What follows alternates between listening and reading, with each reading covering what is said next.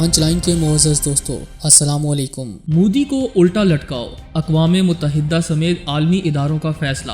بھارت بڑی مشکل میں پھنس گیا۔ پاکستان کو بلیک لسٹ کروانے کی مہم الٹا بھارتی سرکار کے ہی گلے پڑ گئی۔ فیٹف نے بڑا ایکشن لے لیا۔ بھارت ہی دنیا کا سب سے بڑا دہشت گرد ملک ہے، امریکہ بھی مان گیا۔ فائنینشل ایکشن ٹاسک فورس کی تلوار سے مودی کی گردن کٹ گئی۔ بھارتی عوام بھی دہائیاں دینے لگی۔ معیشت کا بیڑا غرق کرنے والا مودی بھارت کا وفادار نہیں۔ بھارت کمزور دفاع اور گرتی معیشت کے باعث طاقتور ممالک کی لسٹ سے باہر ہو گیا۔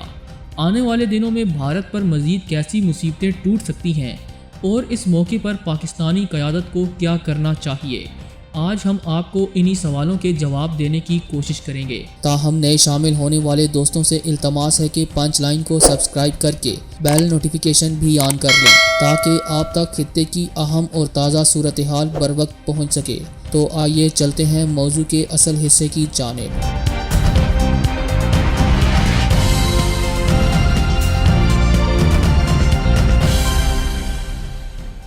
معزز خواتین و حضرات، پاکستان کو توڑنے اور ایک دہشت گرد ملک ڈکلیئر کروانے کے چکر میں آج بھارت بڑی مصیبت میں پھنس گیا۔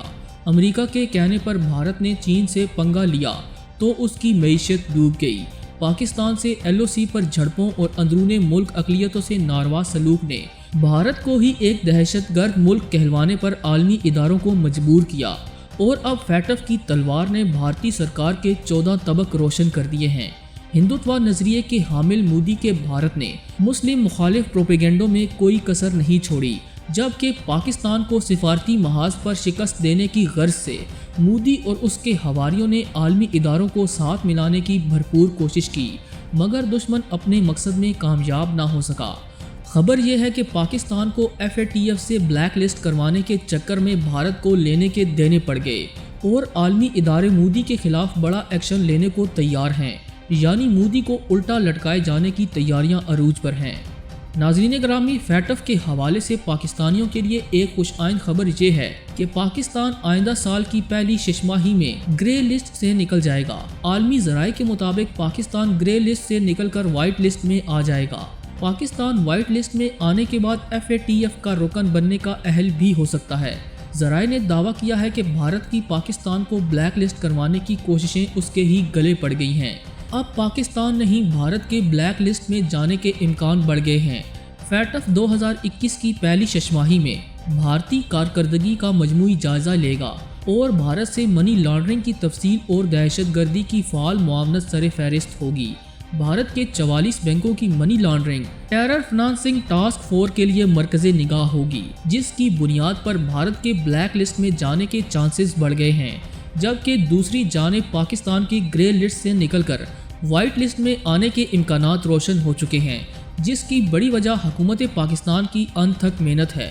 وزیراعظم پاکستان نے اپنی لیگل ٹیم کو خصوصی طور پر ہدایات کی تھیں کہ فیٹف کی تلوار سے بچ نکلنے کے لیے ہر ممکن اقدام کیا جائے، جس کے بعد دہشت گردی کی مالی معاونت کرنے والوں اور سہولت کاروں کے خلاف بڑا ایکشن لیا گیا، اور اس دوران پاکستانی خفیہ ایجنسیز نے راہ کے متعدد نیٹ ورکس کو نہ صرف ٹھکانے لگایا بلکہ عالمی اداروں کو ثبوت بھی فراہم کیے کہ اس سارے کھیل میں خود بھارت ملوث ہے۔ یہی نہیں، پاکستان کی جانب سے پاکستان طالبان اور دیگر شرپسند تنظیموں کے اعلیٰ عہدیداروں کو بھی پابند سلاسل کیا گیا ہے، جس میں حافظ سعید کی گرفتاری سب سے اہم ہے۔ ناظرین گرامی، پاکستانی حکومت اور قومی اداروں سمیت خفیہ ایجنسیز کی بر وقت کارروائی نے پاکستان کو بلیک لسٹ ہونے سے ممکنہ طور پر بچا لیا ہے، اور بھارت باوجود کوشش کے پاکستان کے خلاف کوئی کامیابی حاصل نہ کر سکا، الٹا اسے عالمی اداروں کی جانب سے دہشت گرد ملک ڈکلیئر کیا جانے لگا۔ اس حوالے سے ایک تازہ خبر یہ بھی ہے کہ ایک معروف امریکی جریدے کی رپورٹ کے مطابق بھارت دہشت گرد ملک ہے اور دنیا بھر میں خوف کی علامت بھی ہے۔ فارن پالیسی میگزین نامی امریکی جریدے نے تو کہا ہے کہ دہشت گردی میں بھارت سر فہرست ہے، لیکن اس کی دہشت گردی کی تاریخ دنیا سے اوجھل ہے۔ فارن پالیسی کی رپورٹ نہ بھی ہوتی تو اس امر میں اب کوئی شک نہیں رہا کہ بھارت نہ صرف خود دہشت گرد ملک ہے، بلکہ اب یہ ملک دہشت گردوں کی نرسری بلکہ یونیورسٹی بن گیا ہے۔ جس ملک کا سربراہ خود قتل کے سنگین الزامات میں ماخوذ ہو، وہ اپنے ملک کو دہشت گرد ہی بنائے گا۔ इस मैगजीन ने भारत में दाइश की सरगर्मियों और भारतीय एजेंसियों के दाइश से गठजोड़ पर भी तशवीश जाहिर की है, जबकि श्रीलंका में धमाकों, अफगानिस्तान में दहशतगर्दी का जिक्र भी है और कश्मीर में भारतीय दहशतगर्दी का जिक्र भी किया गया है। लेकिन इस रिपोर्ट पर भी पाकिस्तान का सरकारी रद्द-ए-अमल महज एक बयान तक महदूद रहा। इस रिपोर्ट की बुनियाद पर अक़वाम मुत्तहिदा में शोर क्यों नहीं मचाया गया, सिफारती वफूद क्यों रवाना नहीं किए गए, ये एक अलहदा बाब है। ताहम पाकिस्तानी हुक्मरानों को चाहिए कि वो इस मामले को आलमी सतह पर खूब उछालें ताकि भारत का मकरूह चेहरा बेनकाब हो सके। पाकिस्तानी वज़ीर-ए-आज़म जनाब इमरान खान साहब को चाहिए कि वो सफ़ीरों को हिदायत दें कि दिल्ली से यरूशलेम और इसराइल से वाशिंगटन तक तमाम आलमी प्लेटफार्म्स को हिला कर रख दिया जाए और ऐसे बयानिए की मदद से आलमी बरादरी को बावर करवाया जाए कि भारत ही दहशतगर्दों का सरगना मुल्क है, ताकि भारत के खिलाफ बड़ा एक्शन लेते हुए कानून साजी की जा सके।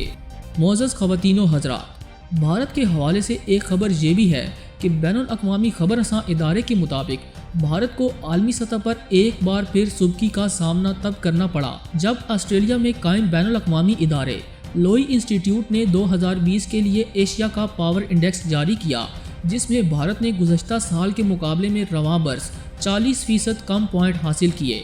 बैनुल अक़वामी इदारे ने कहा है कि इस वक्त एशिया में आबादी के लिहाज से सबसे बड़ा मुल्क भारत अब एशिया पैसिफिक ग्रुप के दरमियाने दर्जे की ताकत बन चुका है।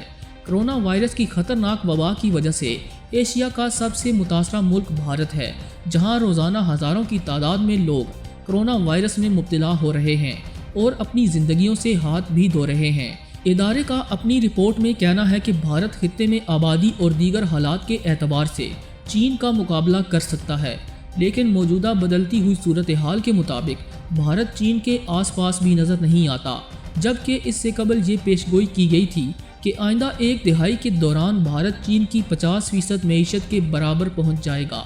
लेकिन अब भारत के लिए 40% की हद अबूर करना भी मुश्किल हो गया है। इंस्टीट्यूट की रिपोर्ट के मुताबिक गुज़श्ता कुछ बरसों के दौरान भारत ने अपने सिफारती असर व रसूख में ज़रूर इजाफा किया है, लेकिन दिफाई नेटवर्क और इक़्तिसादी ताल्लुकात के दो ऐसे पैमाने हैं जिन पर भारत की कारकर्दगी पहले के मुकाबले में नीचे आ गई है। दोस्तों, तमाम हालात बतला रहे हैं कि भारत मुस्तकबिल में बड़ी मुसीबत में फंस सकता है और यकीनन मोदी के दौरे हुकूमत भारत के ज़वाल का सबब बन सकते हैं। इस हवाले से आप दोस्तों की राय क्या कहती है, कमेंट सेक्शन में हमें लाजमी आगाह कीजिएगा। पूरी उम्मीद है कि आज की ये वीडियो आपको बेहद पसंद आई होगी। वीडियो पसंद आने की सूरत में इसे लाइक करते हुए दीगर दोस्तों से शेयर करें और हमारे चैनल को सब्सक्राइब करना हरगिज़ न भूलें।